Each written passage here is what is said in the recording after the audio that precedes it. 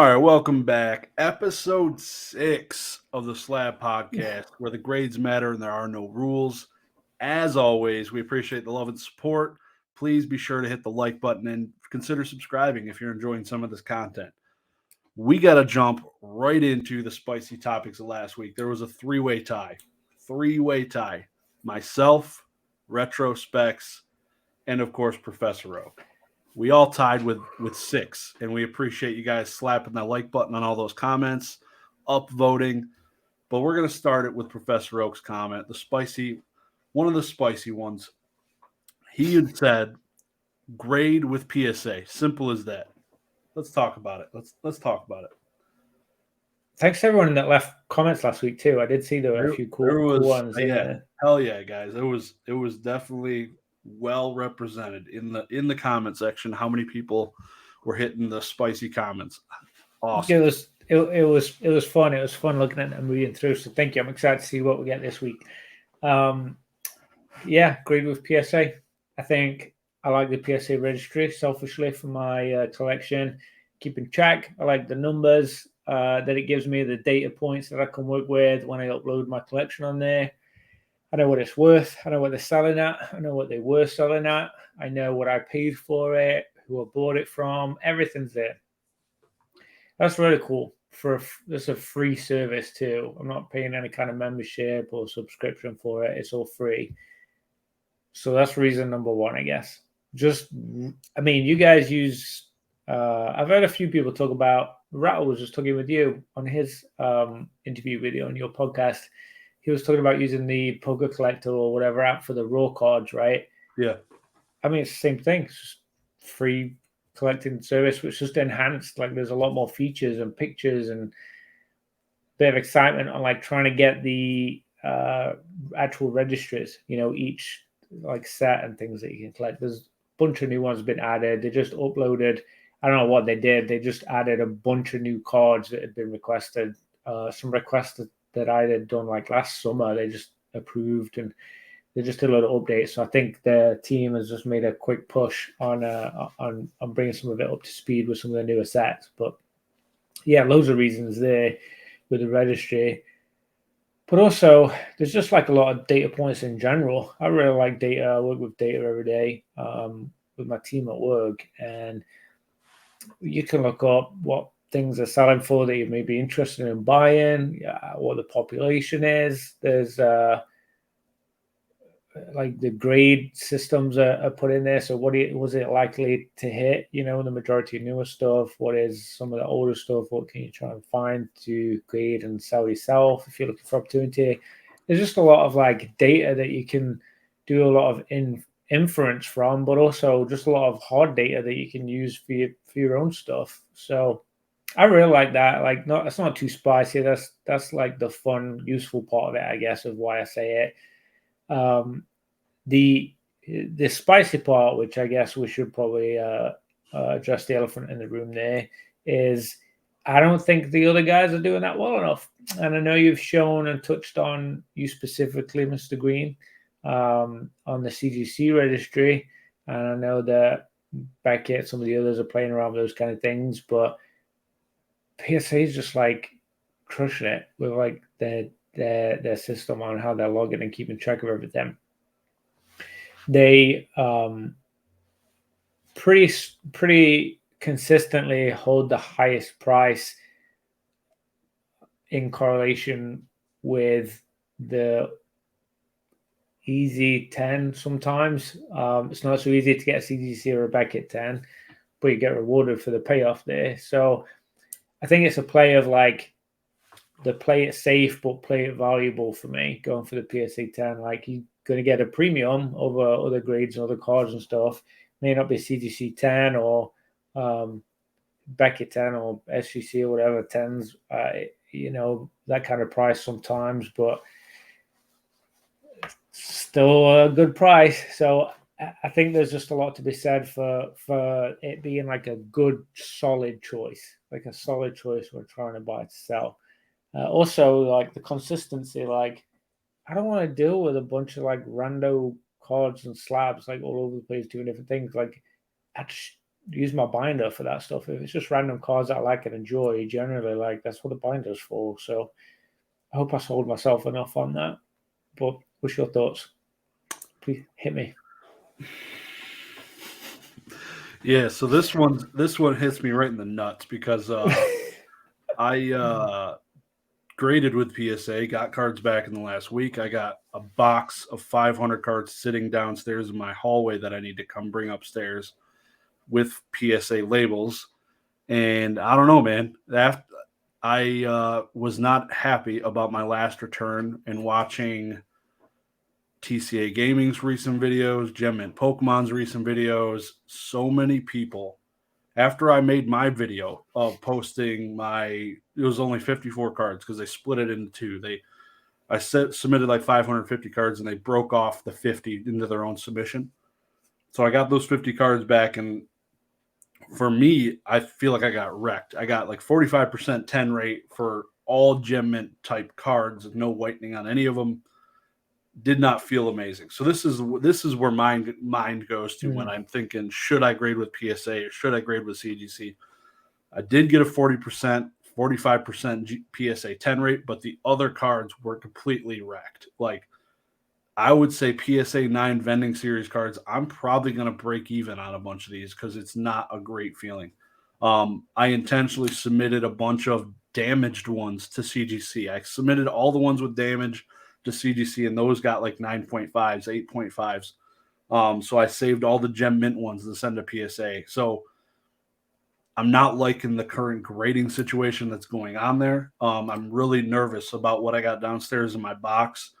So just the general statement, yeah, you should grade with PSA, I don't think is a great thing this moment. Maybe when people know what the F they're doing. But I feel like they're definitely a huge learning curve. Modern cards are getting 90+% gem rate for some Japanese cards. It is just not okay with the way things are being, because I've been grading cards for not so long, but 2 years, but then also seeing, like I said, the TCAs, the Gem Mint Pokemons just getting completely wrecked.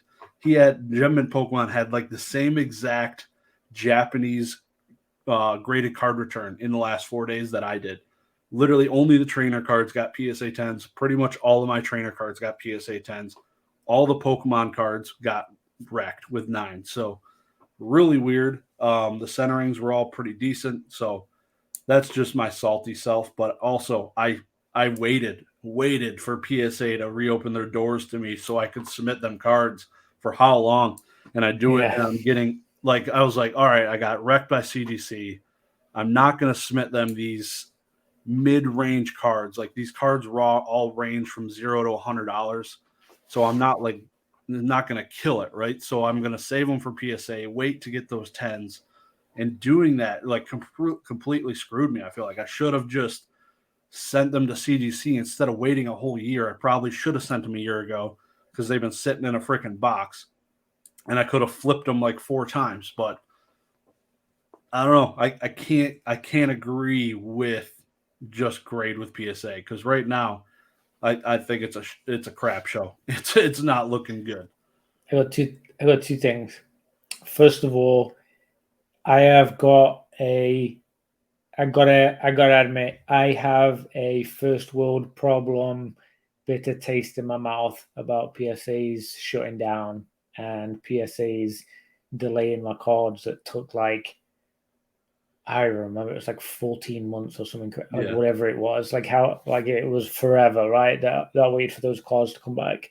I mean, it was like legitimately ridiculous, like how long it took to get those cards back from that submission pre-shutdown. Still niggles at me. It still bothers me. It's still like a problem, because that thing like played on my mind for like a solid year. Like, when am I going to get back? When am I getting back? Like, I'm talking like childhood cards that were 20 years old, and cards that I was hoping to sell, and a lot of them dramatically dropped in price. The few that I was going to sell, was definitely dropped in price in that meantime, which obviously that's not PSA's fault, but it's PSA's fault that they like committed to something that they weren't capable of giving. It's kind of like I don't know. It's just kind of like any company committing. You know, you better buy a pair of sneakers from Nike. You don't expect to get them in the summer. Yeah. Oh, we don't have the materials to make it just yet. Why did you let me buy it? Like, I want them on Thursday. It should be like 2 days shipping. What's going on? So it's just kind of the commitment. So I gotta admit, I do have a bit of a salty taste in my mouth about that part too. But I am curious. Those PSA 9s and 8s that you got, and this is straight up, I'm not being facetious. Would you be better off if you'd have taken those cards that got PSA 8 and 9 and sent them to CGC or SEC? Do you think you'd be better off or worse off? Better off. They would have, yeah, they definitely would have got better grades than the You think? PSA 9. Oh, yeah. Like I said, They look squeaky clean. Is that what you're saying? Yep. I peeled all of them from the vending sheets, and only the ones that had a little nick of whitening went to CGC, and I was getting 9.5s and 8.5s for the low, and I expected it because I wanted to grade some non-hollow cards with CGC again to see how they were doing it, because before, as PK knows, you would just get completely obliterated with non-hollow cards at CGC. So I wanted to see how they're doing, but yeah, it's I feel like I want to send them there, but it's already like a break even. A lot of these cards that I got 9s on are probably going to sell for like $25-ish. So it's like, what's the point?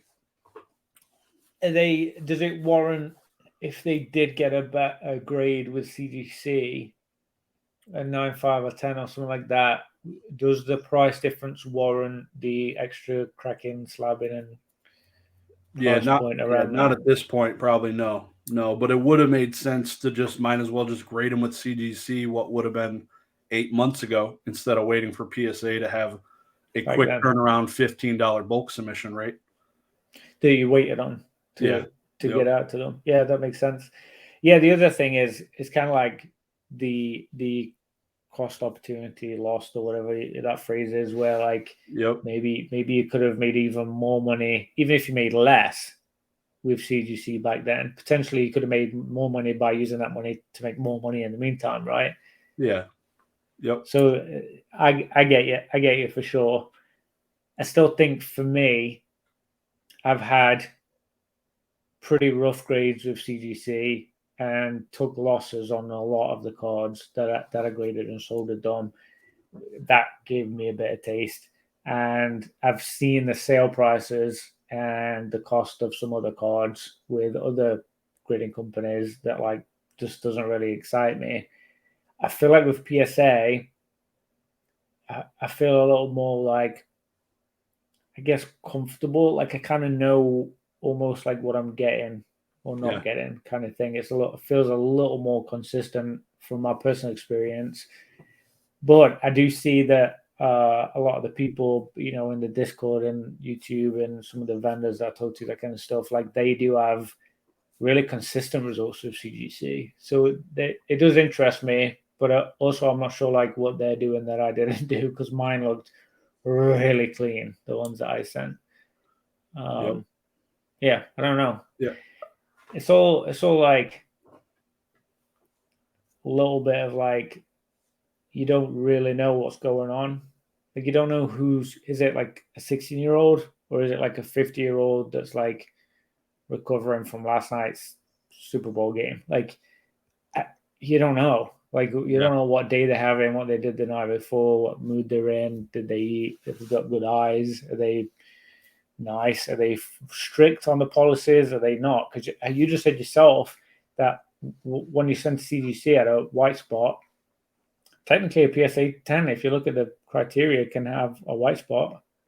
So like you sent the ones that didn't even have white spots and they didn't even get PSA 10s. Yeah. Like that's concerning, right? If there's cards like that, I get it. Like I've been there, definitely. I got a 4 that's immaculate. Like I literally can't find anything. I had 2 flashlights on it the other day. It's like the 5th time I've gone through it. I literally cannot find anything. You gotta make a video, crack it out. That's what you gotta do. Yeah. Maybe I will. Maybe I'll just do that. A real simple one, just clicking it out and doing an inspection and zooming in. I've got a really good camera on the phone. Maybe that's it. But it is confusing when it's just like clearly a really well centered, really clean, gorgeous card, and it gets a PSA 4. But then a lot of the cards I've had are 10s, and I've made a lot of money from PSA the past 3 years. Like I started grading with them in 2020, and I'm very much net positive with them. So I don't think I'm going to want to, because basically these cards I submitted the vending series, and there's a handful of vintage Yu-Gi-Oh, but a lot of these I wanted for my personal collection in like a PSA 10 grade. I don't know if I ever will. I will, but it will be a while again before I ever do it again, after I see some type of change of like just a learning curve of all the new employees. Kind of like CGC had a lot of growing pains going through their initial graders and getting new ones. I would rather buy a PSA 10 because I see a lot of value in it right now, because you're not getting them like crazy in some of these vintage cards, especially. It's crazy. I definitely see a little bit increased value myself in not having to go through that grading process, because like I said, I'm about to be a raw card seller. Unless I'm grading modern stuff, then that stuff will just be sent. Like I know that stuff is like so easy to grade a lot of the times. I know what I'm looking for, but some of these nuances, the way that like the vending cards were peeled off of this, they don't look anything like a PSA 10 modern card. Those cards look crazy good compared to those vending cards. It's probably just those nuances that's kind of ruining it. So I don't know if I'll be sending in cards to get graded for the PC. Probably just stick to buying stuff, because I'll be seeing a little bit more value in some of those 10s, because it's getting ever tougher to grade some of those vintage cards in 10s. I tell you what. Yeah, and that approach is great. If you're making money in other areas, like you can't feel bad about spending some money on getting one that's already in the grade you want. Like I never feel bad when I do that. Like, people will say, oh, like, why don't you just do it yourself and grade it yourself? Like, that's great. But if you're hitting PSA 4s in this card that you think is like squeaky clean, like, just give me the 10. Like, I'll find the money somewhere else. Like, I'll do something different to make that money that I would have saved by grading it myself. I'll just make that money instead. Like I think that's fine. So I think you're good with that approach. I'm curious though. I don't want to extend obviously this topic too long, but I am really curious on this, because it could be a full podcast. I think just this one topic, like you say. Now my brain's ticking. There's a million things. Yeah. Where would you feel comfortable? You sent the 500 cleanest, gorgeous, crispiest cards you've got. Is it a 60% 10 ratio? Is it 95? Like, I honestly don't know where I would feel that line is like, that's a good ratio, that's a bad ratio. Like, I just don't know, because mine have been so random. I don't know. Yeah, so just to visualize it for people, this is my ratio from this 50 card submission. See if I can pick this up with one hand. Oof. So the 10s are the shorter stack. So that's like roughly 45%, which is not bad, as you would, because you look at like the PSA 10 rate.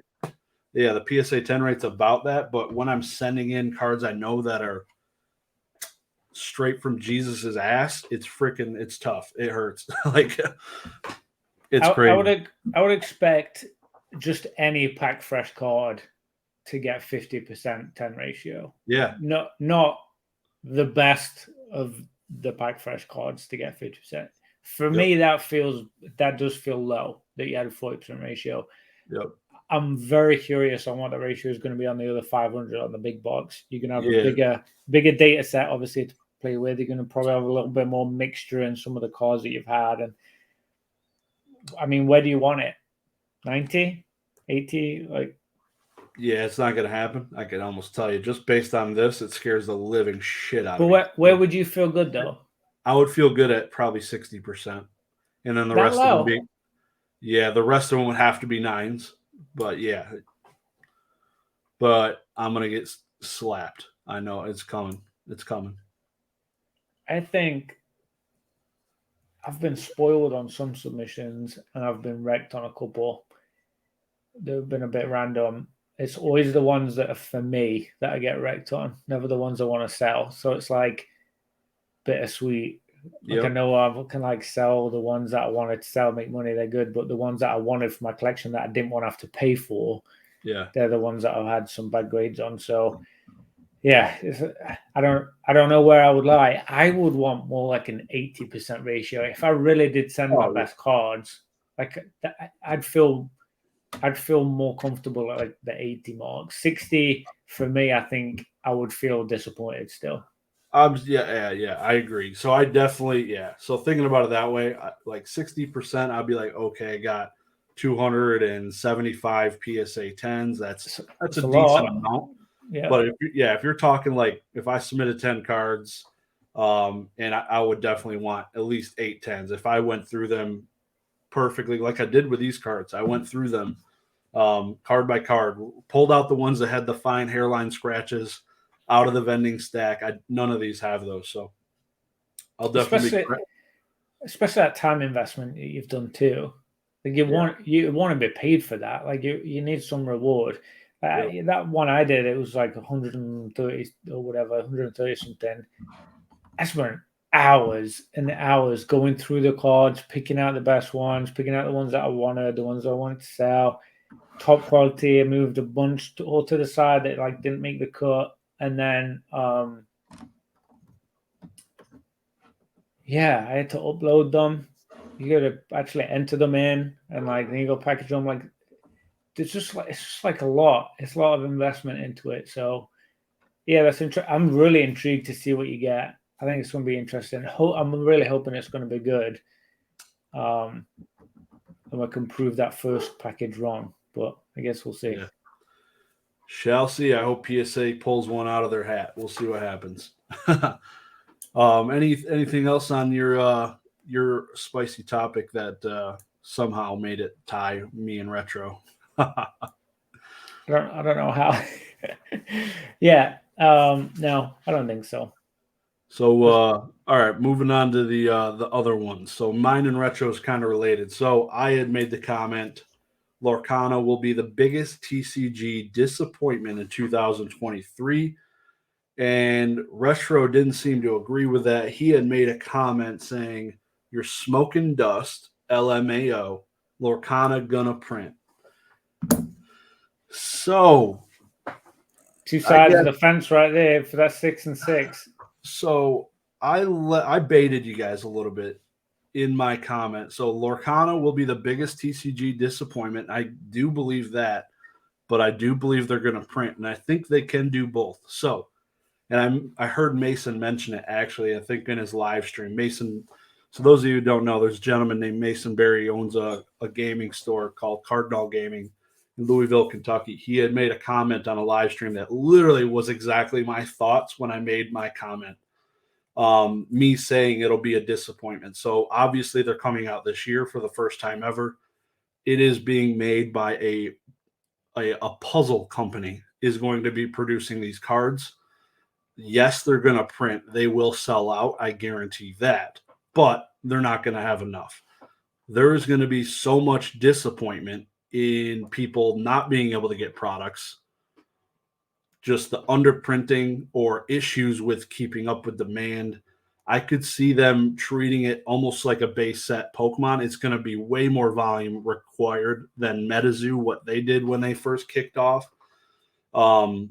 It's going to be, like I said, a huge disappointment because they're not going to be able to meet demand for their first ever TCG they're ever making.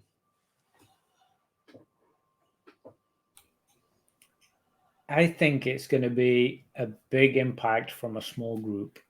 I don't think it's going to be big printed. I don't think it's going to be widespread. Every Disney fan is obsessed and buying them, and like I just don't think that many people in the Disney realm are card collectors. I feel like it is too, even though there is some overlap, I think there is just more separation than what I think. Like Disney isn't like a collecting thing. It's more of like an experience thing, and like a show or entertainment thing. Pokemon is like the games have always been better than Disney games. Like we've seen a lot of Disney games. Some of them have been cool, but like nothing special. The TCG video games I'm talking about, TCG stuff, it feels a little more like nerdy. Like I consider myself like a bit of like a nerd or dork or whatever you call it. I don't know. And Disney is more of like what the cool, fun people like to do. It's just like different mentalities, almost like different like cultures. Maybe we should call it. I don't see it being as big of a thing. I don't know if it's going to be as big of a thing as people think, but I think the people that are interested in it, I think they're going to go hard. I think it's going to be big for them. I think it'll be a big deal to people that really are sucked into it. And I've already seen some big money being spent and thrown around with it, which doesn't surprise me. That's kind of my view on it, but I don't know.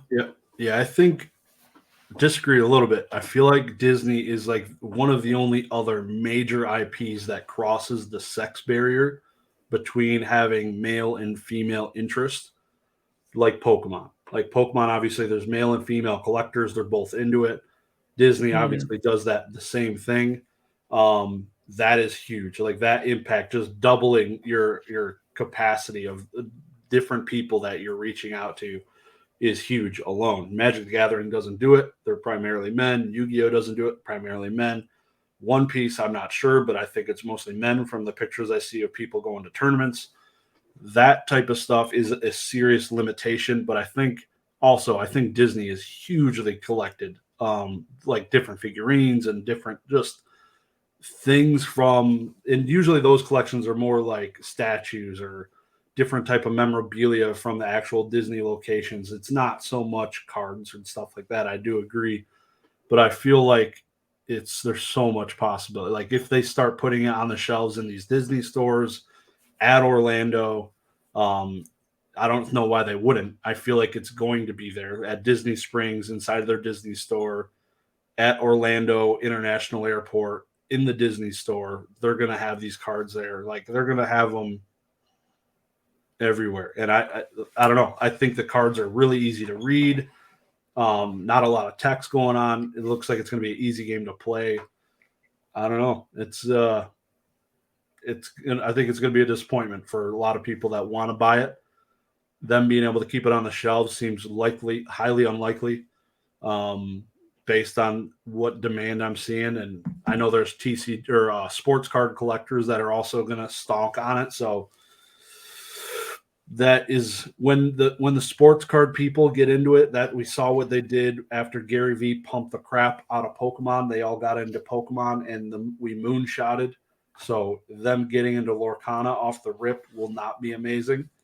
I expect Whatnot packs to be like $100 a piece probably on release day. It's going to be insane. It's definitely something to think about. I don't know. I'm curious on like this. Obviously, this is a Slabbed podcast, and I'm curious on like the Slabbed side of it, like them maintaining what the quality is going to be like. Are we going to be hitting a lot of PSA 10s, that kind of stuff? I heard Ivy speaking about it. She was saying that she had pretty good ratios with her 10s that she submitted on the original.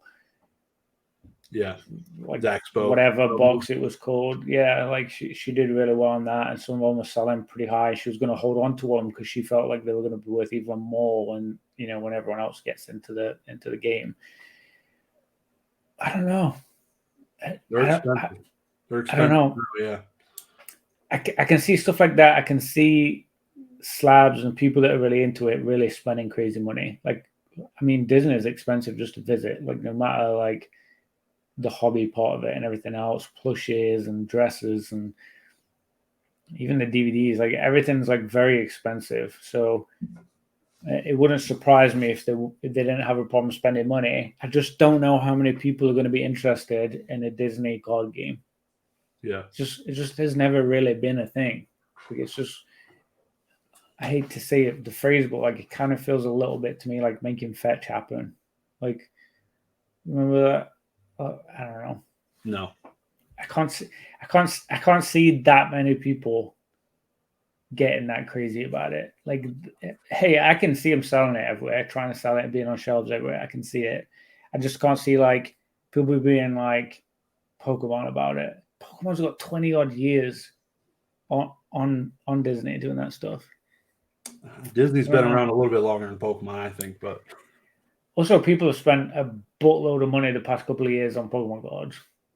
Yeah. So maybe they will start spending a bunch of money on this stuff too, because it's something new. I don't know. Maybe you're right. Would you rip a box with your kids since they would know probably every character inside of it?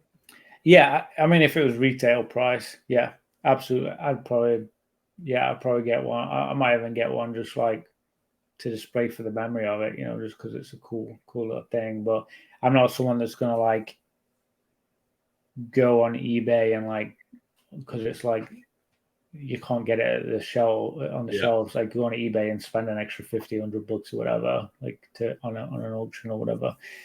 Yeah, I'm not that into it. But if I was at Walmart and it was on sale, like yeah, I think my daughter's been dressed like a Disney princess the past 5 hours. I just put her to bed, like had to tear her dress off her basically. She's obsessed with them.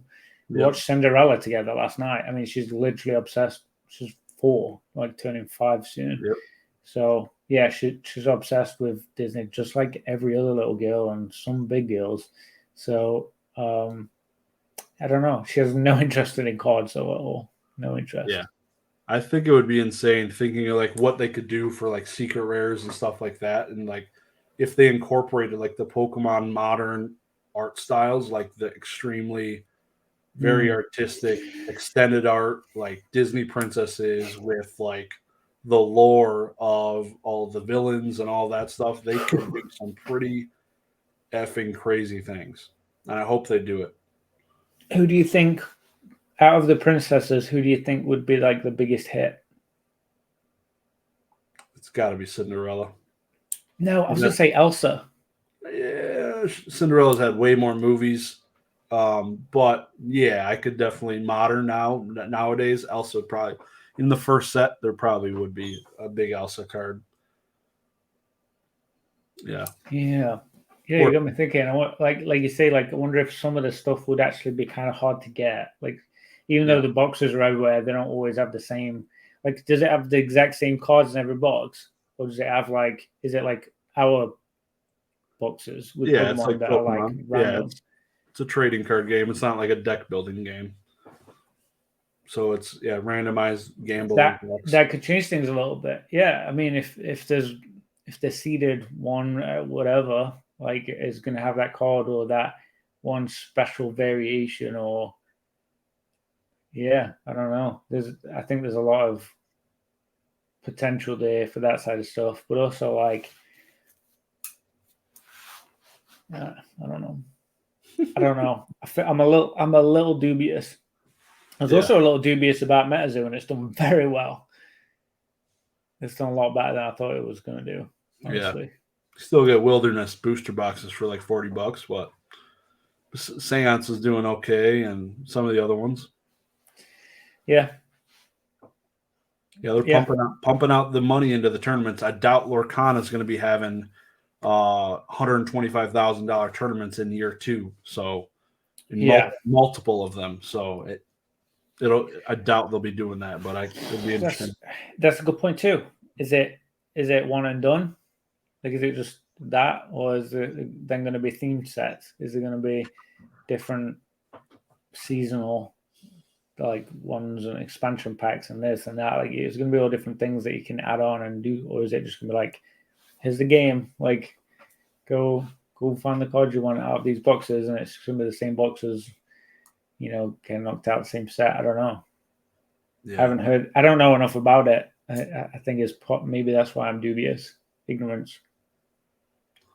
Yeah, no, that'll be interesting. I definitely think I can't wait. I think I looked on their website, it said September, but I thought I heard June. Oh, I thought it was earlier than that. Yeah. No, their website says September right now for the first chapter. It said. I feel like that keeps getting pushed back, probably because they're supposed to be printing them at Millennium Print Group, and they got Millennium's doing it. I'm joking. I just made that up completely. Okay. I was like, what the hell? That'd be a shit show. That's why we have no Pokemon product right now. Yeah. That's funny. That'd make complete sense though, but I doubt it. Because Pokemon would not take on another TCG at their printing facility they own. I don't think. I mean, this might be a spicy topic. I don't think Disney would even care about it being printed in America. I think they'd be quite happy paying. You look on all their products that you buy, it all says like made in whatever country. Like none of it says made in America. So it's all a money grab. So it could just be, Alibaba or whatever. It could be one of those cheaper ones. I don't know. We'll see. It seemed good quality from what I saw. Yeah, it looked like gave me like English American TCG vibes though. Like it didn't give me like Bandai type vibes and looking. Oh yeah. I agree. I feel like you could see a difference between cards made in Asia right now and cards made in the US, which is really weird to say, but I could picture the differences between them. They're more like plasticky, right? I don't know what the phrase would be. Almost more like how you have like variations with paint. You have like matte and like satin, silk, satin. Like they're more like satin. They're called almost. Yep. Same could be said for Japanese Yu-Gi-Oh cards. There's a little bit difference there. Same with the Pokemon. I feel like. I don't know if I've ever held a Japanese Yu-Gi-Oh card. Pokemon DNA will have a few at Collecticon. You have to check them out. I will. He's getting a big squeeze when I see him. Okay, so Retro said you're smoking dust. Yeah. So I don't know. Yeah, I think you might be. I think you might not. I'm a little on the fence. I don't know if I'm feeling as spicy as you guys are. Yeah, so me and him do agree in a sense that we both think it's going to print. Yeah. But I had kind of baited a little bit saying it's going to be a disappointment, but I do think it's going to disappoint a ton of people because it's going to be lacking enough availability. So me and him were on the same page. I just didn't give my full answer, left it kind of open-ended. So, and he's not here to really comment on himself, so he can do that down in the comments. So, but no, that was good. It was definitely I definitely appreciate everybody's feedback, all the comments, all the likes, the upvotes on all the comments was really good last week.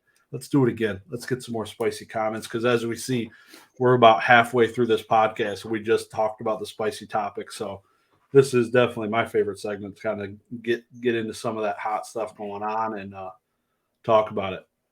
So let's talk spicy for next week. What do you got for me, Oak?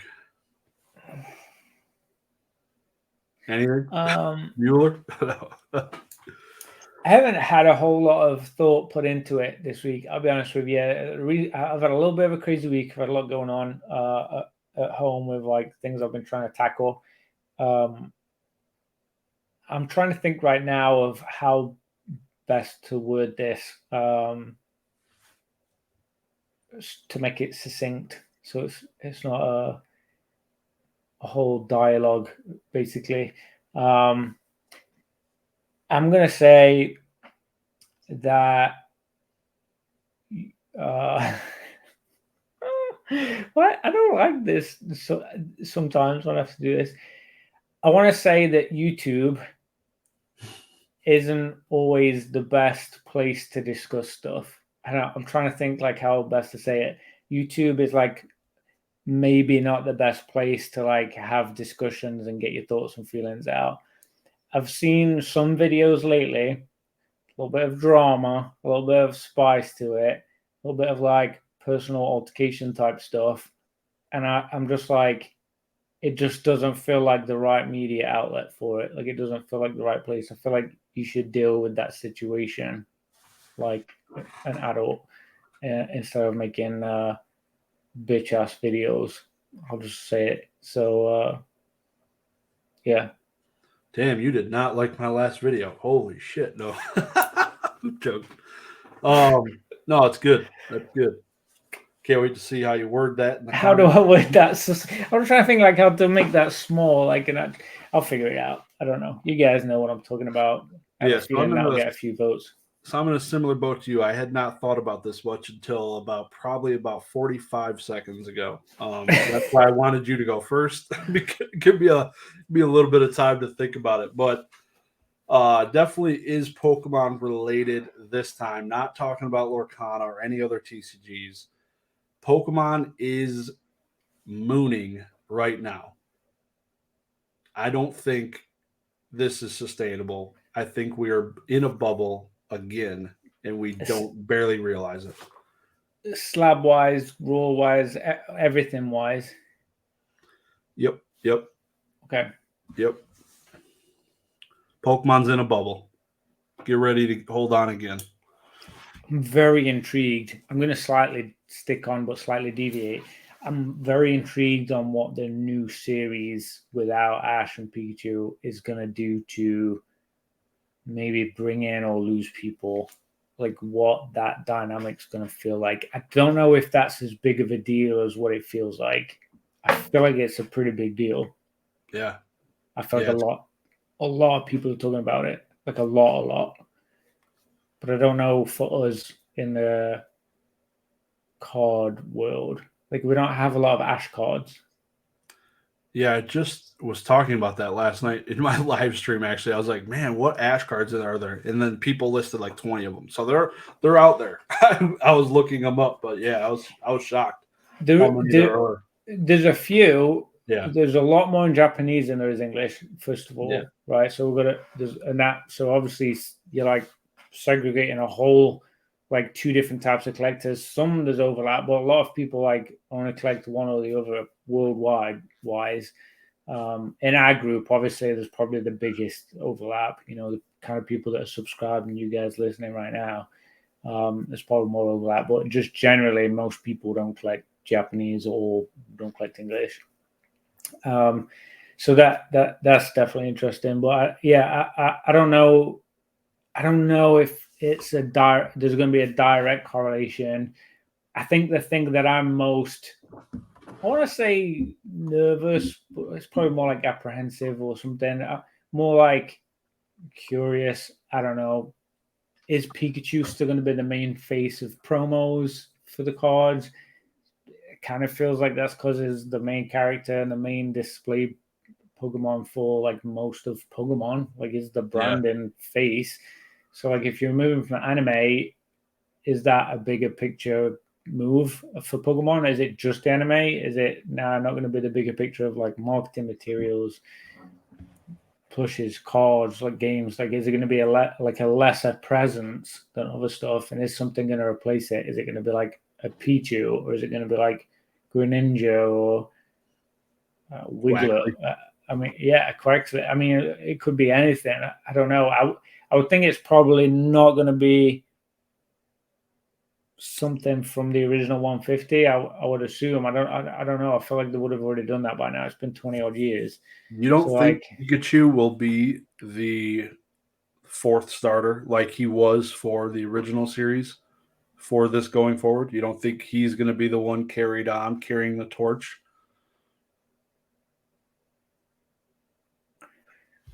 I don't know. That would be insane. That's what I'm apprehensive about. I feel like that would have been a good spicy topic. I feel like they're gonna lose him. I feel like they're gonna drop him.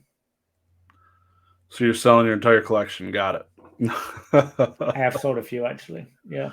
The reason I've sold a few, to be honest, just completely transparent, and I'm taking some to collectible and to hopefully sell too, is I've seen prices dropping. So I'm like, why don't I just sell them and buy them back when they're cheaper? I'll just buy them when they're cheap, because right now some of them have gone down quite a bit and they're still going down. So like sell them and buy them back. Like I'll make a profit by doing that. So I don't know. They could go up. I mean, when that's announced, maybe that's like, oh, this is the last of the Pikachu cards or last of Pikachu during that time frame. I don't know. There could be like some mentality behind it that's FOMO kind of style. I don't know. There's just so many Pikachu cards though. It's crazy like how many there is. So there's plenty out there for people to play with and collect and grade and everything. It's just a case of what the mentality does if they drop him from the anime and the games and stuff. It starts being less of a forefront of the branding. How do you replace Pikachu? It's freaking Pikachu. Like, are you kidding me? I feel like he or she's going to be in the new series as that. Maybe that's it. Maybe it switches to a female Pikachu. Because at the moment it's male. Oh. Or Ash gives up his Pikachu. Yeah. I mean, maybe it's like literally he gives it up to the new trainer, retires. Maybe he dies in a bike accident using his old rod on the pier. I don't know. So anything could happen. And I never thought about that. He said it. Maybe it just goes to a different Pikachu. It's not the same one. Maybe it turns to a different trainer as a female Pikachu, and it's a female trainer. Yeah. That would be wow. That would be pretty cool. Do you remember how Ash got his Pikachu? I just watched this with my kids. They just started watching Pokemon this weekend. From Oak, right?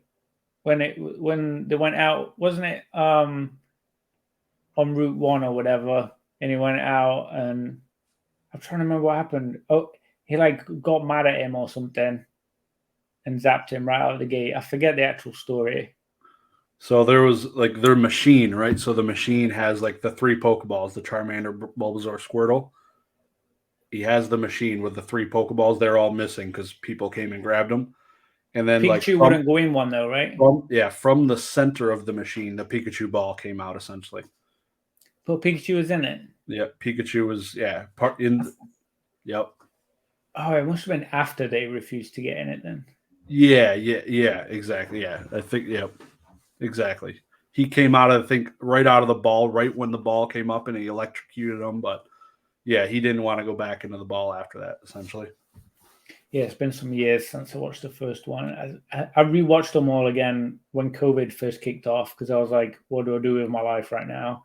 Yeah, and I got made like furloughed or whatever you call it for like 2 weeks, and I did a lot of like walking my dog and DIY and watching Pokemon, and I watched all the first few series again. Yeah, and I mean it's a while back now. I don't really remember, but that's good. It's gonna be interesting how they would introduce, whether it would be like that, like a new one being selected or gifted, or what they would do with that. It's cool. I love the story. It's a cool story. I mean, it's changed a lot since those original series, but it's still, the heart of it is still like pretty consistent with the battling and collecting and the fun and the personalities. So many different personalities of Pokemon and trainers and good guys, bad guys, all the rest of it. It's the heart of it's fun. I'm intrigued to see what they do, how hard they push the YouTube streamer girl, whatever her name is. I forget what her name is in the new series. It's like a social media star trainer. Oh, really? I feel like they're going to make a big deal out of her. Like a really, really big deal. Because like she's going to be the one that's going to probably be the closest to like modernizing Pokemon, essentially. Interesting. Yeah. She's crazy looking too. She's wild. So we'll see. It's cool though. I'm glad they're trying to grab, the youngins. Yeah, it's multi-generational now, just like sports cards has multiple generations in it. Pokemon's going on like its 2nd generation of collectors and maybe 3rd in some cases, really rare cases, but sports is still ahead by several generations, I would say. So it's got a lot of room to grow in that sense. I bet that a lot of young adults, I'm talking like 18 to early 20s, a lot of them are really still interested in sports, right? Yeah. And collect sports cards. I would imagine less ratio-wise, less of them are into like Pokemon at that age right now, that like current age group. Yeah. Just like us, when we went through that age group, I feel like we fell out and Yep, but you're still watching some sport and having beers with buds, all the rest of it. So based off that, how many people in that age range do you think have been using PWCC this past year or two? Not many. I feel like it's an older guy thing, right? The auctions and like that kind of stuff. I'm assuming I don't know many young people that have been using auction style stuff other than eBay. I didn't know about graded cards till I was probably in the 20s. I grew up with playing cards and TCGs and all that stuff. So I'm sure it's completely they might have seen I it was now. 30, I think. Yeah, with all the headlines, it helps with the Logan Pauls and the Mickey Mantles and the Honus Wagners hitting headlines of grading cards and top of the Yahoo page and Life magazine probably at this point. It's definitely a lot more mainstream. Yeah, Time magazine. It's way more mainstream now, but yeah, it's definitely like Colson. I think is one of the younger ones inside of the game of just buying and selling that I know of, and yeah, he's seems to love it. He can't. There's no way he's on PWCC. Like he. I've never heard him talk about that. Maybe he is, but like I can't imagine that he's playing around PWCC. He has his fingers in so many different pies already that he's playing around with. Agreed.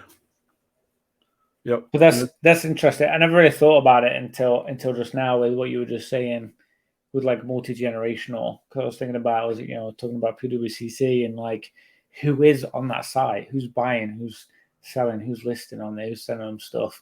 Because there's a lot of sports cards, right? It's a big sports card community on PWCC. Oh yeah. Yeah. And Pokemon, like I said, for the people that are in PWCC, it's just one generation of people inside of that. It's not multi-generational yet. The second generation of collectors are still not with driver's licenses. Like they're still pretty young. So 30s. It's people in the 30s right now, right? Yeah, that's the first generation of collector. The second generation is our kids, which is maybe the high end of 15 years old. I would say that's really high end age for our kids. So yeah, it's you got to kind of have like patience. I feel like with PWCC and Heritage and Golden, that kind of stuff. It's like there's a certain level of like patience and like knowing you need that card and you got to get for it, wait for it, watch for it, check for it, scouting, that kind of stuff. Whereas I think a lot of people probably in the younger generations go to eBay, buy it. Like that's why we're seeing Moonbryons going to the moon. That's why we're seeing like crazy waifus going for those money. Like the patience level just isn't there for the younger generation. And I sound old and like crickety need saying that, but like I just think it's a reality. I just don't think the patience and like the play is there, honestly. Yeah. Do you happen to recall how many items used to get auctioned through PWCC on eBay? Like ballpark? Like in one week? Because they did it monthly. I believe it was monthly for the longest time. It was too many for me to check. Like right. I remember looking and just like I'd just get bored. Like there was just so many like to go through and scroll through and stuff. I'd just go to their seller page, whatever it's called, from whatever it's called, and it just felt like I was scrolling. It was like loads of stuff I didn't want to see. Type Pokemon, figure it out. I mean, it was effort, but it was a lot. Yeah. And now, like when I did the stream yesterday, and then just to bring that up, they had again another like technical issue this time, not as nearly as detrimental as like the first time. It was like completely shut down the website last week. This week it was just lagging a little slow. It still was enough to deter me and make me upset and actually take way too much time, so I didn't get to look at as many cards. So hopefully next week we're clean slated and ready to go. But so far, it's been pretty rough experience the last 2 weeks for me. It's been pretty crazy. And then I know Certified Link, which is another auction site, primarily video games where they do cards as well, just completely got wrecked, just like PWCC did. The entire website went down right when the auction was starting. Have you used them? I've never heard of them. Yeah. For games primarily, but yeah. Oh. I think their auction's going on right now as we're recording because it got delayed because they literally bricked the site. They kicked it back another day. Yeah, for reference, guys, we filmed this Monday night. So if anything happens Tuesday morning, that's why we don't talk about it. Yep. Yeah, that's so you would think something so established, and it is a pretty clean site and a pretty clean app that they have. They've made a couple of nice updates that were very much needed the past few months, but yeah, maybe traffic, just general like the craziness of a high volume, a lot of eyes, a lot of connections jumping in, just kind of throw things off. There has to be a lot of pressure on the servers there, I think. Yeah, because this is the first month they've introduced anybody can participate in extended bidding, and maybe that's pulled a few more people. Like, oh, okay, now I can look at everything and bid on everything. I don't know, but it's still way too many cards in the auction for me. Being 3,700 Pokemon cards, like 150 pages of 24 cards per page. I just can't see everything. It's so much time to want it. I'd love to see everything, but there's no time. Yeah, you need to know what you're looking for. It's harder to discover something new and exciting and like stumble upon something when there's just that many. And the filtering isn't that great. You can't filter for like PSA or PSA 10, or you can't filter anywhere near as good as eBay. And I don't know why, because the data's there, the data set's clearly there. They use like pictures, they can just click 10 PSA, like just another couple of clicks, which with the fees and the amount of money they're making, like they're not cheap to sell with. So it's there. I mean, maybe it's manual, maybe it's auto, maybe they team up with PSA and just get it all auto uploaded from the certain number when they scan it. Maybe just scan each one and it auto uploads it, with their database. I don't know. I know they have some kind of mess around with the set registry because they post pops. That's why I send my low pop stuff there, because they highlight one of 6 or whatever. Like that is a big bonus point for me. Everything I've had with a low pop marker is sold higher than it would have on eBay for me, and has exceeded my I don't know, like hopes, I guess. It's gone over what I thought. So if you have something low pop, like I would 100% sell it to PWCC just based on the pop and their highlighting of it, as long as it's a PSA grade. But they're not integrating enough. There's a lot more they could do with it. But maybe they will. Who knows? I'm always optimistic with that stuff. So, do you think Z&G Emporium is the next PWCC for eBay? I think it already is. Yeah, I think it's there. I think, we've talked. There's a few guys doing it. Z&G is interacting with people, which I think helps set you apart a little bit differently. Like making videos about people selling cards and making videos about people buying cards, the cards that are listed. There's done a few different approaches now. It's even talked about showed your showed your submission when you sent it in. I mean, that's like exciting. That's cool to like be part of, and cool to see what's going to get listed or what is currently listed, that kind of stuff. I think if he continues having fun with that and interacting with people and making it an experience, I mean, it's gold dust. Like it's brilliant. So I'm happy for him. I remember when he first made some changes, when they moved house and they kind of changed things up a little bit, no more Lauren scare cam kind of stuff. It's definitely like changed a lot, but I'm excited that like it's paying off, and his grit is like kind of paid off of sticking with it and knowing like what he needs to get done and getting it done. Like he's getting stuff done. Like that's cool. It's crazy. Yeah, go ahead. Sorry. I was just saying that's cool to see. Yeah, that's cool. The what I was thinking, like I think it was yesterday while I was streaming, I was thinking, it's like, man, like PWCC has 3,700 items a week. When they first started doing their weeklies, it was like 1,500 items a week. And I feel like Z&G Emporium with their 2-3-man operation are doing 1,000 cards a week at least. And that's crazy that they're almost to like the PWCC Pokemon weeklies that PWCC was a year ago, that about that volume already. And they obviously haven't turned on sports cards yet, so that could get a little bit nutty. But no, I think it's fee wise, yeah. My only recommendation is just tighten the time in between those listings. Let's tighten it up a little bit. Yeah, that's tricky. Whenever you got to do an extra step to put control in on anything, like you got that's a little bit of trickiness there. Yeah, I think a couple of things that like run around in my head is the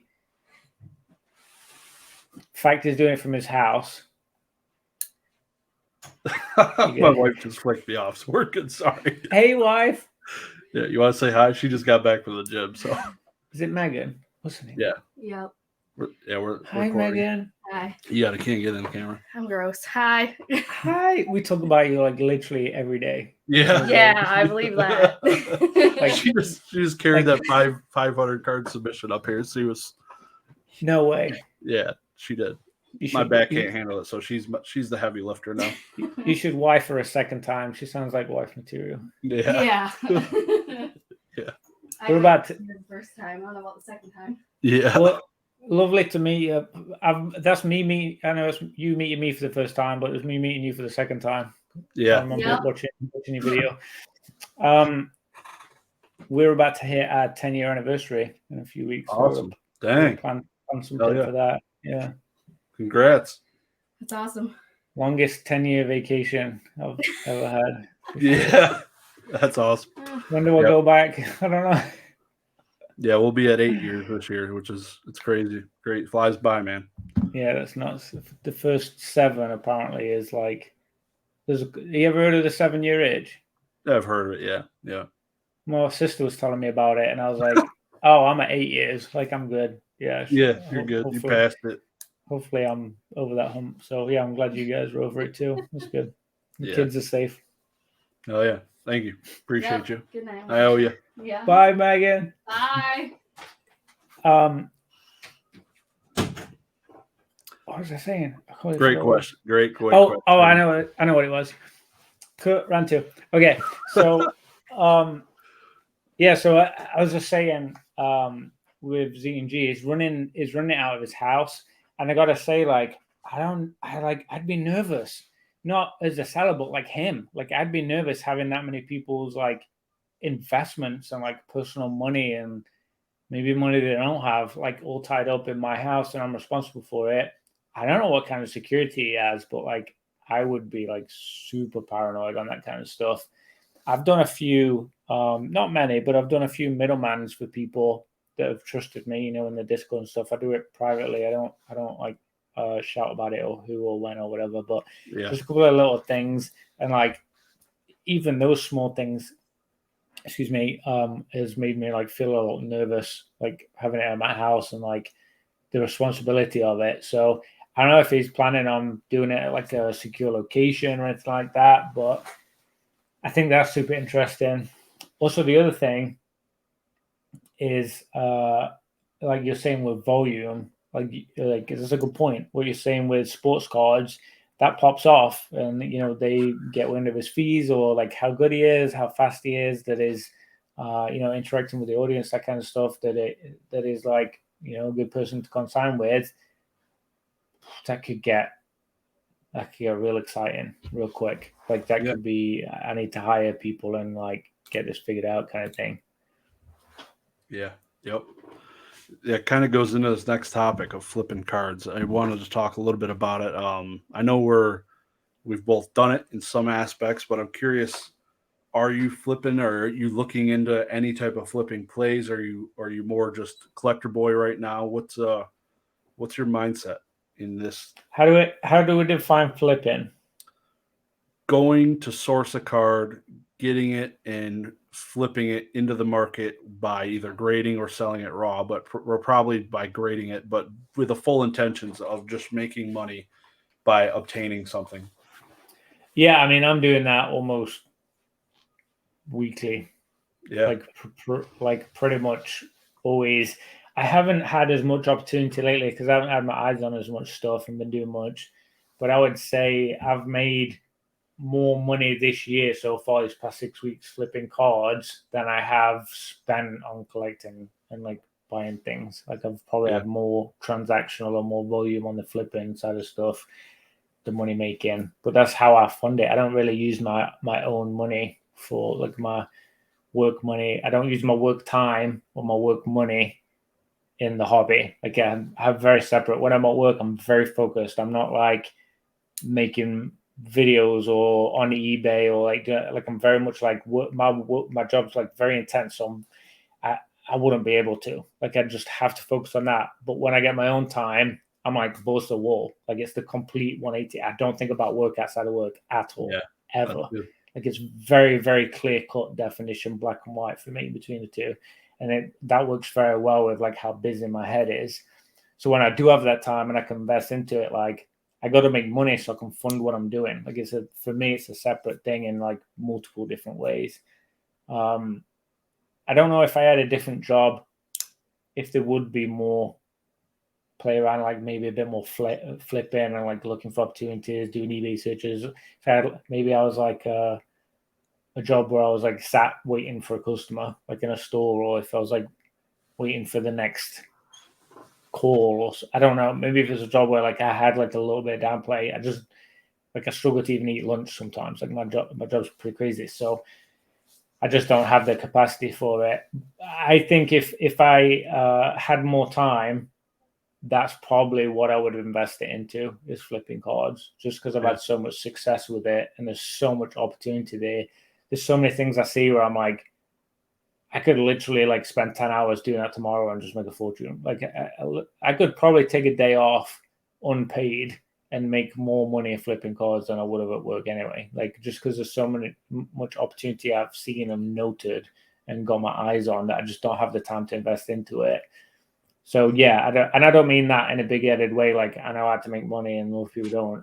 I just generally mean like there just is so much opportunity out there to do it. It's just a case of having the time to like sink into it. And also, like I've got a bunch of stuff I need to sell. I just need to list it and do it. Like it's just time investment. Like you just sent all that stuff to Z&G, 200 cards to Z&G. Like I mean, would you have made more money if you did it yourself? Maybe, like probably negligible in terms of like when you add it up against the time investment is the thing. So like, I don't know. Yeah, the time, like you said, the time is huge for me. And flipping cards. So like when I think about flipping, that means I'm going and buying this new promo that just dropped. I'm buying it, just came out. I'm gonna get it graded. I'm gonna get first to market. I want to make the money.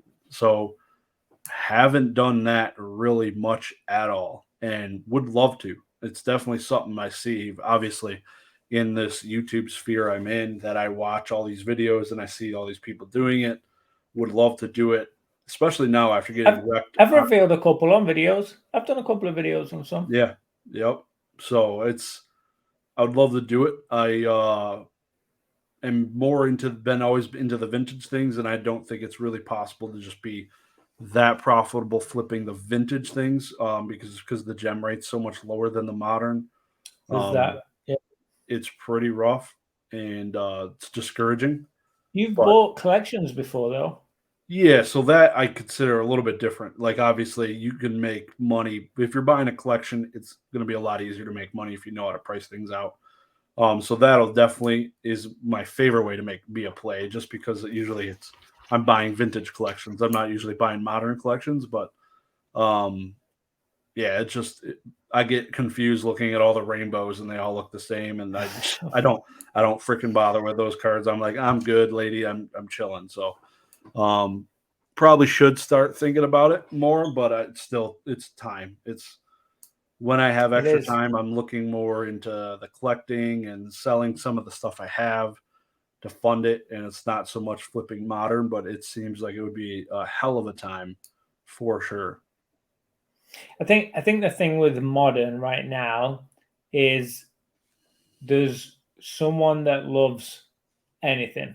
Like there's literally anyone. There's people that collect anything. Like yep. Chansey, I mean, all the way to Greninja to like I don't know, right now, Quaxley, like there's going to be people that like some people collect certain trainers, some people collect like energy cards, like literally anything. There's someone out there where you can put on eBay, even if it's not how much you want for it, someone will be interested in buying it at some price point that you can probably make a profit on. Like if you're smart with it and get a good grade, if you're doing the grading route, it just feels like there's just so much opportunity out there. But like you say, yeah, it's time. It's kind of fun though, like figuring that out. I know you said you haven't done a whole lot of it. Like the past 3 years, I've sunk into like YouTube and eBay and auctions and buying and selling. Like I feel like I've picked up a lot. I've soaked up a lot from other people, and I've seen a lot like firsthand of like what things sell well and don't, and how fast, and like how the pop report influences things, that kind of stuff. I've experienced a lot, and it's kind of like made me realize that I would say like most people just want what they want. Like it's a lot more simple than people think. Like when people make it out to be, like people just want what they want. Like they just want PSA 10 of this, so they'll buy it. Even if 95% of people won't pay that and don't want to do that, they want to grade it themselves and try to get it cheaper. Like that 5%, they'll pay. Yeah, They're gonna stay and they'll fight you for it. You know, I listed a card, I don't know, 3 weeks ago, and it sold in minutes. I should have auctioned it, but it sold in minutes, so obviously it was too low, and I thought it was silly, like what I had it listed at. So yeah, I mean, it's just a case of like, I don't know, investing time. Yeah, that really, because the time is learning about it, time's investigating and analyzing what's working, the time buying it, shipping it, grading it. Like there's just so many steps leading up to actually getting paid and getting that net profit.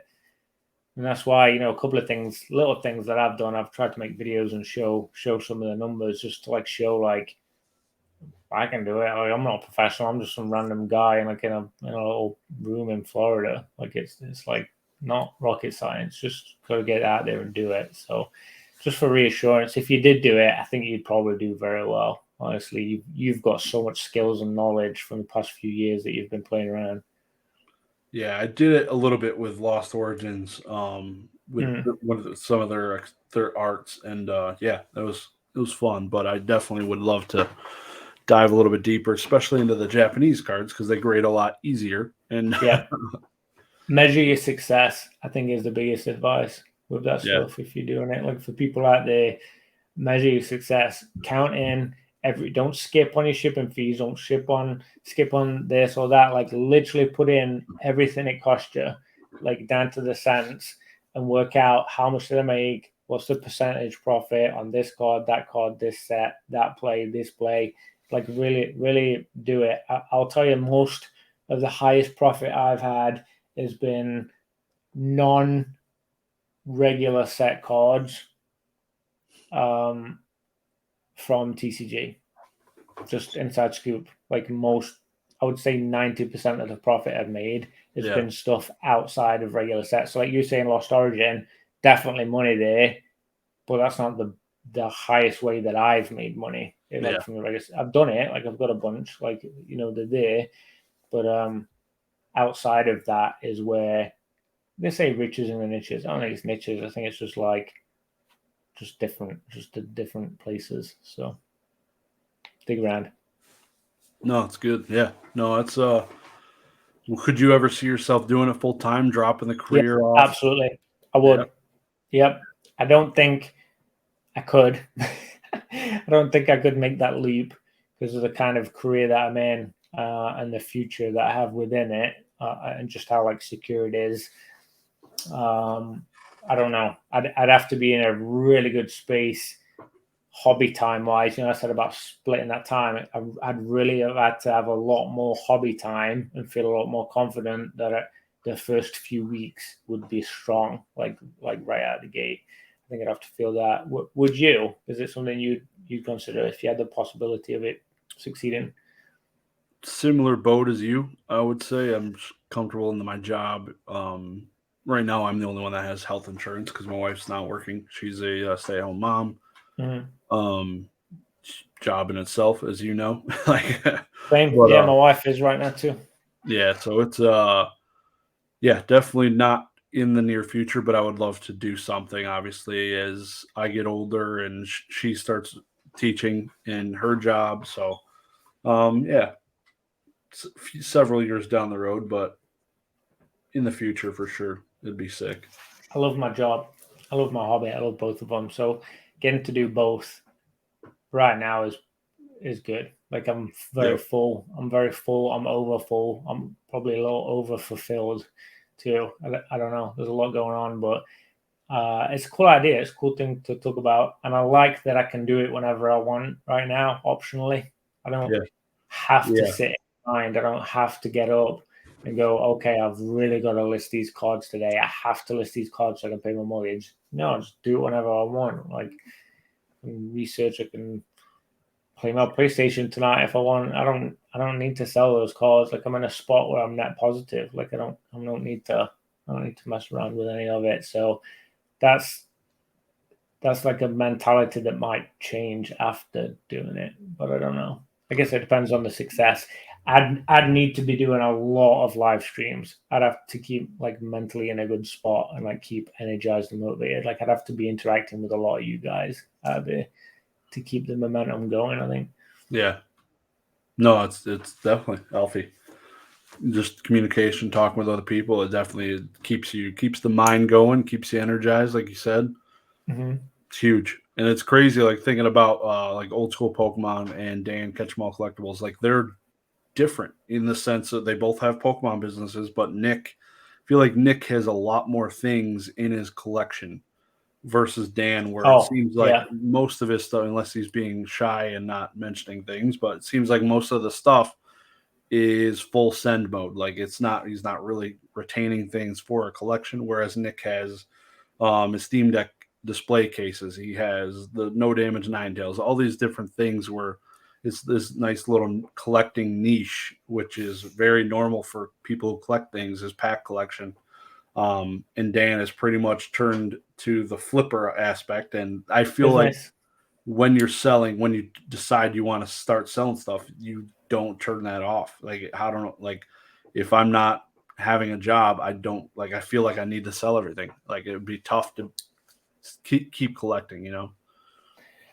Nick and Dan is a really interesting dynamic because Dan appeals to my business money making side, but like still playing around with it, and Nick really appeals to my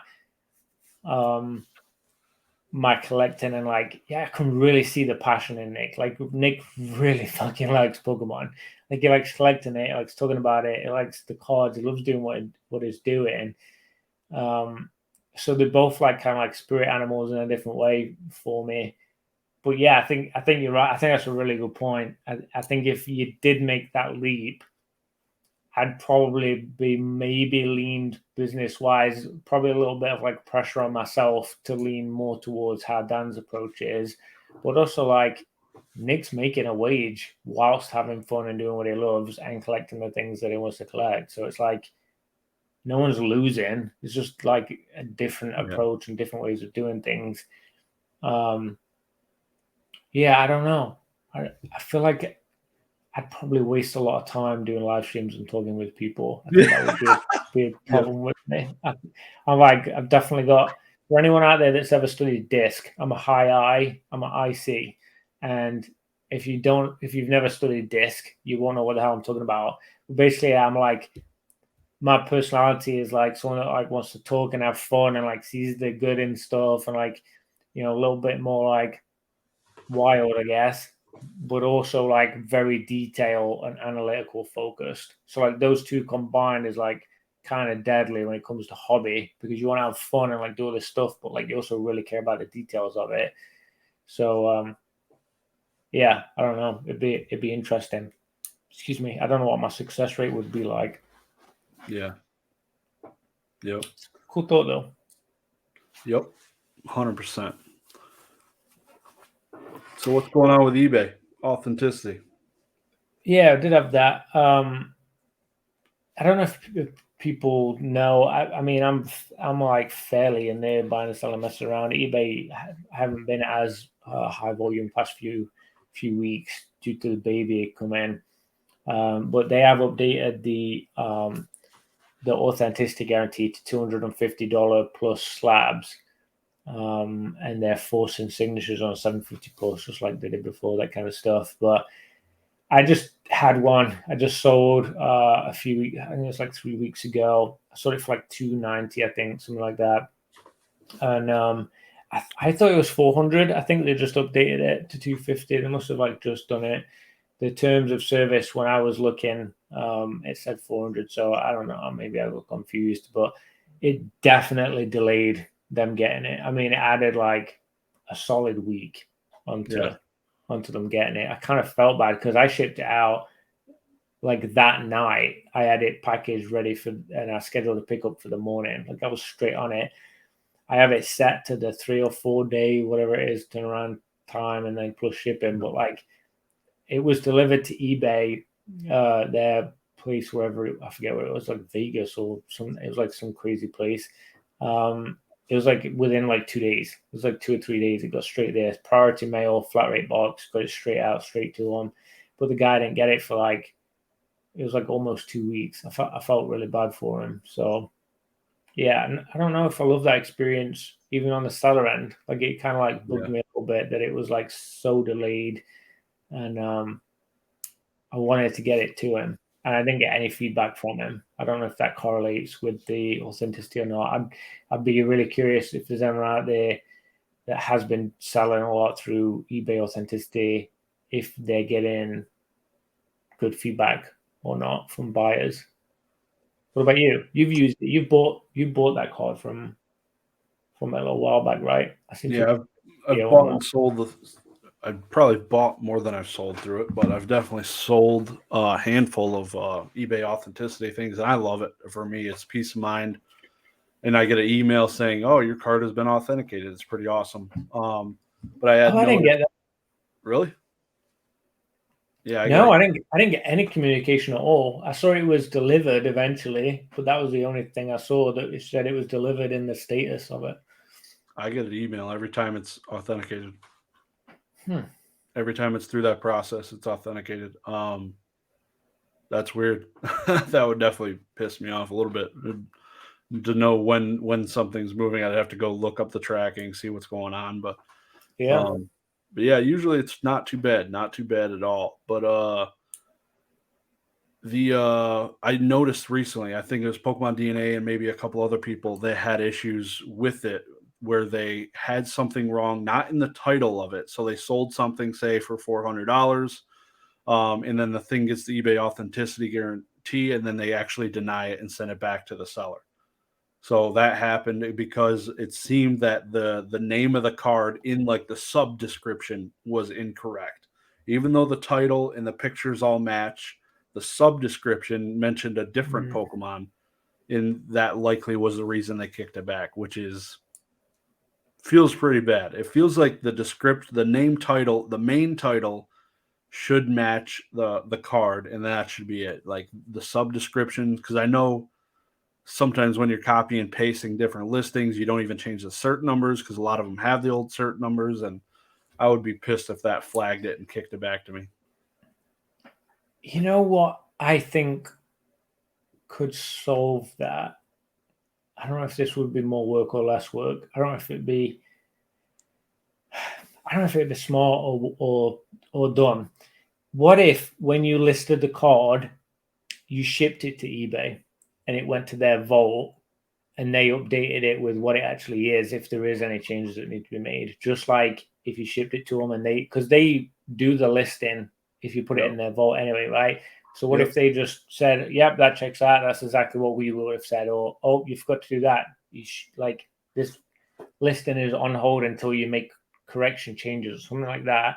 Just kind of like a more proactive, and then just store it in their vault, authenticate it, and then when it sells, they can send it out the next day instead of that delay from selling, going to eBay, authenticating, getting out. I feel like that would really streamline it, and the listing would be, everyone would be agreed on it. Yeah. That could help. I don't know. Maybe just send your cards to eBay and just sell them that way anyway. I don't know. Yeah, I also wish there was an option. I don't know if I mentioned it in this podcast before, but the option just click it off. Like if I'm buying from TCA Gaming, Catch 'em All Collectibles, Z&G Emporium, let me buy this $400 slab and just click a little checkbox that says no, you don't need to send it for authenticity. Pretty much just waiving my ability to file a claim essentially at that point. Just send me the card. I want it faster. I think that should be like you're signing a waiver at that point saying I will not return this card if you click it, but give me the option. That'd be cool. And a reduced fee because you shouldn't be paying for it. I feel like we're definitely paying for it. In fees. Like, yeah. It's not free to have someone do all that stuff and all the software code behind it. Yeah, there's definitely room for improvement there, streamlining, making it smoother. I like the idea of the eBay vault I know I'm going to list on Sunday these cards. I'm going to put them at a 7-day auction Sunday, and I'm going to list them to finish the next Sunday. Instead of doing that and some being in authenticity, why don't I just tomorrow just send them all to eBay, wait for them to hit their vault, they list them, and then I just click the button or whatever to sell them. Maybe that is what they want. Maybe that is the best way to go. More of a PWCC style, but like a little bit of control. I don't know. There's no control with PWCC, right? You send them in to auction, you can't control which auction or like when or how long or anything. There's a little bit of flexibility with eBay at least. Yeah, I feel like you're doing enough volume with PWCC. I feel like they'll give you a sales rep and you could probably negotiate some different things. But yeah, if you're just pumping in small quantities, for sure, you're just going to be bottom of the barrel. Yeah, that is nice, the sales rep thing. I think I've mentioned before that I have like a guy like assigned to me, and he sends me like free labels, like to like send just the $20 whatever it costs to send them. But like I haven't experienced like a lot of flexibility with that. It's just kind of like, hey, like let me know if you want me to get these listed ASAP, and he did. He like pushed them in, got them listed ASAP, that kind of stuff. But it still wasn't like I want it on this date, put it on this one. That conversation has never happened yet. Maybe that is possible, but still, a click of a button would be way nicer. Just to like have that 3 a.m, just be able to like control it, kind of thing. Yeah, I don't know. Yep. Yeah, no, I think it's great thing for the hobby. And I was just thinking about it. I'm glad eBay is not owned by one of these freaking companies. They're kind of their own. It's not Golden, who is owned by whoever. It's not whatever owned by whoever. It's kind of just its own mega corporation, and they all get a play off of it. Like PWCC and PSA and CGC, they don't have any ownership of eBay, which is kind of nice. eBay just swings their massive whale dick around and just kind of owns the place. So, do you think their vault and their offices and stuff are like the same location? Do you think it's like a separate place? Yeah, it's separate. They put it in whatever state that doesn't get sales tax. Oregon. I forget what state that is. Oregon, you said? Was one of them. Yeah, actually, now you say it, yeah, I do remember. Yeah. They probably, of course, they have employees there and probably some version of offices, but I'm sure it's not an HQ at all. What's the one that begins with D? Which state is D? Delaware. I think it's Delaware. Yeah. I don't remember. Yeah, so getting late. Yeah, it is. Yeah, so we're gonna wrap this bad boy up actually. So, but man, it's great talking to you. We'll see if I left the clip. Everybody get to meet my wife for the first time. I probably will. I don't feel like editing it out. So glad everybody got to meet my wife, and she was sweating her balls off carrying that 300-pound box up here by herself. She's a legend. All right, Oak, what do you got going on this week? Any send-offs?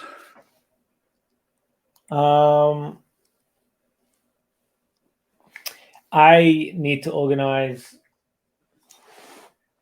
that It for looks pretty freaking organized. Collecticon. No, it's piled. It's definitely not organized. I need to price out and see, like, am I going to bring some? Am I going to price it out? I don't know what I'm going to do. So I need to have a look through.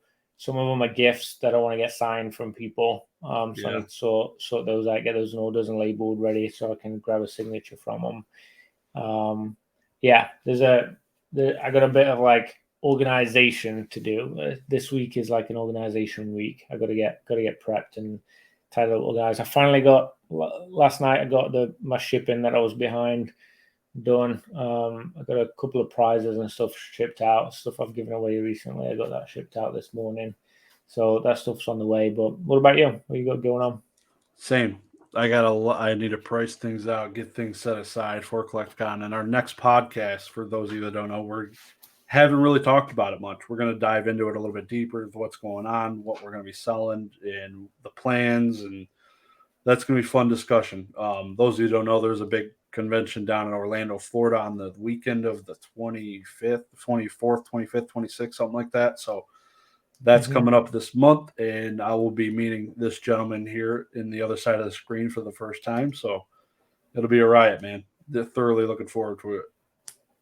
Yeah, me too. Yeah, it's going to be fun. There's quite a few people. I know we've been invited to someone's house that evening on the Saturday night too. I think there's a few different things going on. So it's going to be fun getting together. I'm excited to talk about it and start prepping and planning and kind of getting the excitement, the buzz going. It still feels so far away, even though it's so close. Yeah, man, for sure. All right, man. Well, you guys have a good night. Appreciate you guys watching the stream, watching the podcast. You guys have a good one. All right. See ya. Bye, guys.